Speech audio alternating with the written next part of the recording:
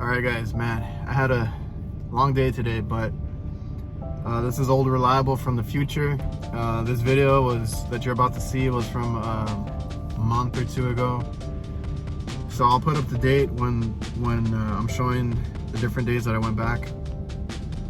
Initially I went back to just leak test it.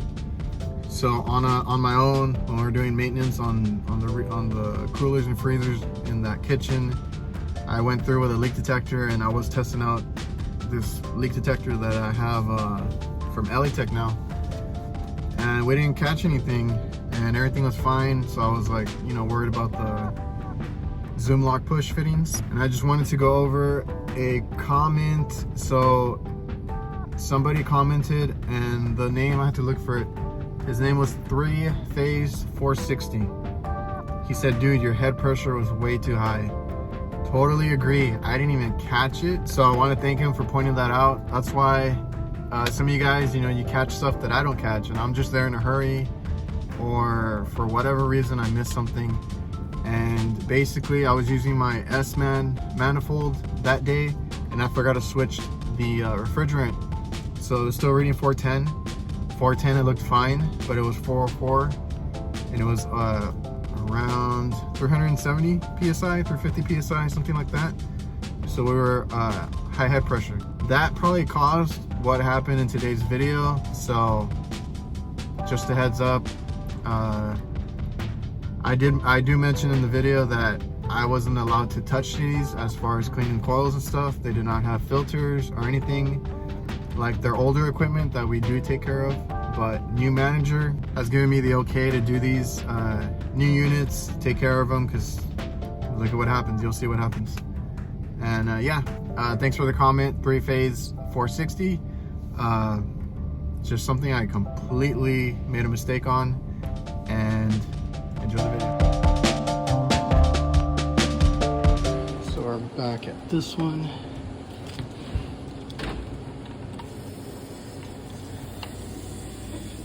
I hear a leak. I don't hear it over there. I hear it in the condenser. Oh yeah, it's a real bad one. I just do this.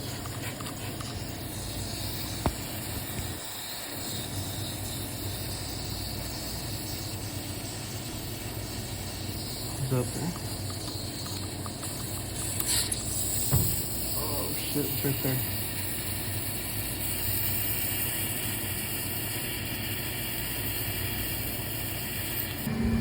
Bingo.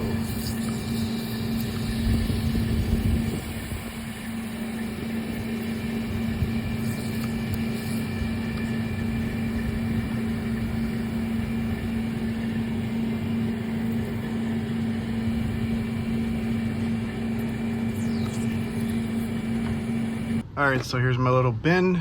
I still have some couplings there. This is what I was looking for. I need the little adapter piece to remove it, because they are removable. The ones I'm going to be dealing with for this situation, exactly, if I need to take the condenser out, I can just pop these off and take the condenser with me, and then we'll do that repair off-site where I can braze, because this is a hospital. All right, so that was my call on my last call of the day. I cut it, or not cut it. I was able to disconnect it with those push fittings, because they're removable. Take it home. I'll solder it in a bit, or braze it in a bit, and it's a pretty good crack. I don't know how that happened. When I came, I thought for sure it was gonna be those push fittings. I was like, man, they're not gonna work. Like, we're gonna have to take them out. But it wasn't. I bubbled it up. I did not see. When I did go to disconnect it, I saw the tiniest, because no bubbles came out. But you know how after you leave it for like 15 minutes or so, I got the tiniest like micro bubbles. So either way, they are reusable, but I'm not gonna keep putting them back in. So we're gonna, since we have it out, we're gonna replace them. I should have a couple of fittings to put in there, and that way they're brand new.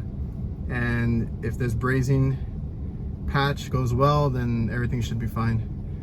Hopefully that's the only leak. So we're gonna braze it, we'll pressure test it and all that, and I'm gonna take a little bit of a break when I get home, and then we'll get to brazing. And tomorrow I have some calls in the morning. They are open all day. They close at 2, so I'm gonna be bringing this over at 2 in the afternoon when they're closed for a couple of hours. Push it in, connect everything, and then vacuum and charge. That's usually how I, well, I've done this one before, so that's how I do it. That way I don't braze in the hospital, I don't disturb anybody, because they're gonna be closed anyway. And I believe I need to pick up refrigerant anyway. I think I'm out of 404. This one just leaked it all out. I brought a tracer with me, and I wasn't even thinking. I was like, I probably don't even need it, because if it still had pressure, then yeah, but if it emptied out, it was a pretty big leak. So we got a crack to fix. So I don't know how many months it's been. I probably said it already. It's been so many months. Those things had not leaked. I actually came here not too long ago, a couple weeks ago, when we were like doing maintenance and stuff, and I purposely leak tested it, and I didn't get a hit on my leak detector. So that thing would have worked fine if this crack had not appeared. So push fitting's pretty good on reach-ins, situations like this where you can't really braze or you need a permit or something. And then it's easy. It was already easy for me just to disconnect it and take it out, fix it since it's in the condenser, and then bring it back and pop those connections back on. So we'll be good. All right, so I got the condenser here. It's after 6.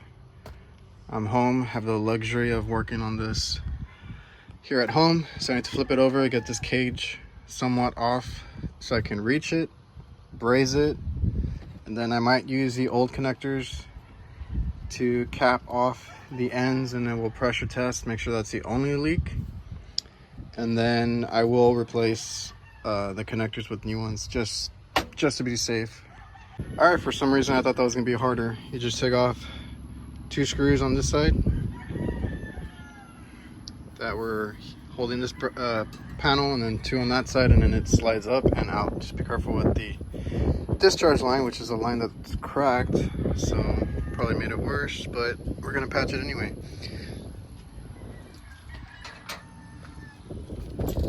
Let's see.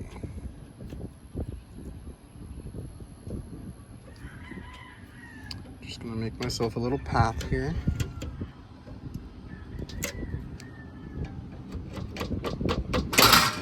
Shit. Don't damage anything else. Okay. So I'm sure you guys can see the crack. So we made a path there.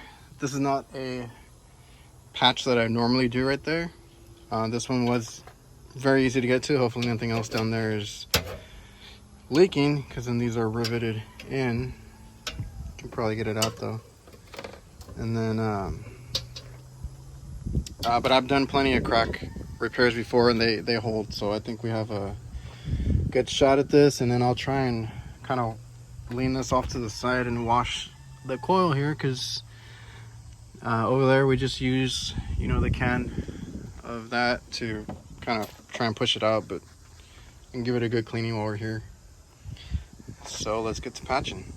Got my nitrogen on there now.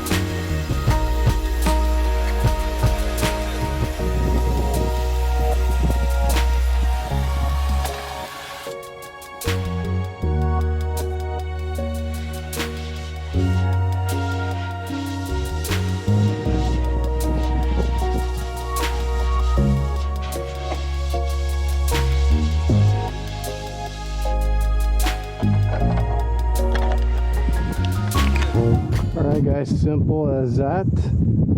Just want to make sure we had a good thick coat, and we'll check it out. We'll pressure test it right now. Alright, so all I did here was I capped off a 1/4 inch, brazed the end shut so we can put that to cap that one off. I already put one there because I already had a contraption. That's for a different pressure test. That video probably won't be out yet by the time of this one, but I already had that one. So we're gonna cap this off, and then we're gonna purge nitrogen through here and then check our leak again and pressure test it basically. All right, I'm gonna keep bumping it up. We're at 100 psi and we're good. There's no bubbles. Been spraying it. We'll get the other ones just in case.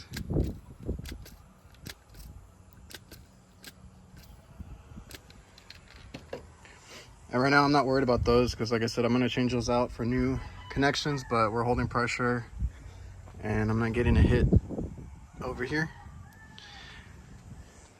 I don't know, ever since I switched to these round rods by Solder Weld, they flow the best. And these are the round rods. Probably won't focus, but you can kind of tell. And yeah, it wraps like, it always wraps like really good. So I've been able to do much more long-lasting patches with the solder weld. I don't want to make anything worse. I don't want to pop anything. We're at 150 psi, almost on the dot, and I'm gonna leave it for like 10 minutes or so, and we'll see if it holds. If it does, then I'm gonna take it back already tomorrow. And thankfully, simple enough. Right at the top, I don't see or hear anything else, and pretty simple repair. We'll put it back together, be able to put new connections and just push it in, connect it, vacuum, and charge. Oh, I gotta rinse this out real quick.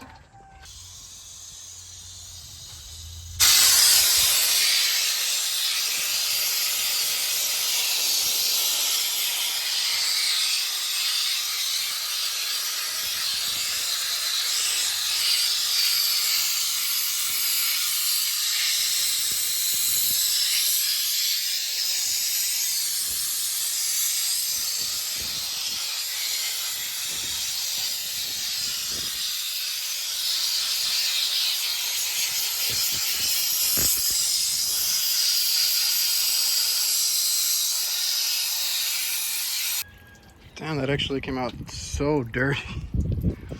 If you guys haven't seen my TikTok or Instagram, this is a hospital. This is one of the ones that we were not allowed to clean, as ridiculous as that sounds, because they were brand new. So now we're having to do all this work on the side, and then now that I rinsed it, we're gonna start putting filters on these and their other new equipment, because the new person in charge definitely wants that. All right guys, and it hasn't moved much, maybe like a PSI or two. So I'm gonna clean it up and close it up, have it ready for tomorrow.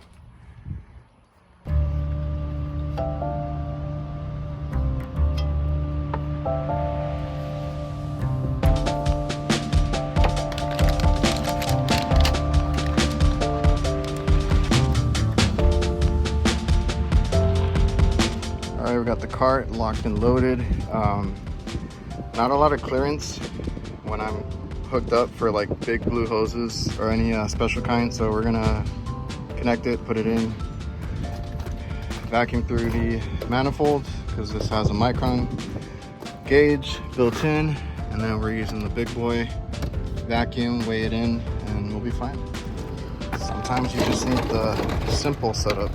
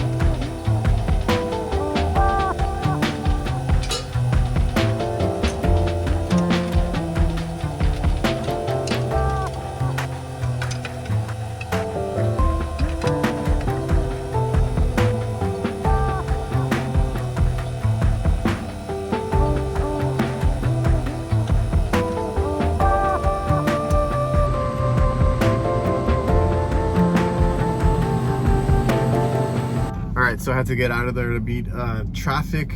Our whole highway is like closing down ramps left and right. So weighed it in, forgot it was 4 pounds. That was a lot for it to lose. And then started it up, turned on. I already got to 40 degrees real quick, so we started packing up.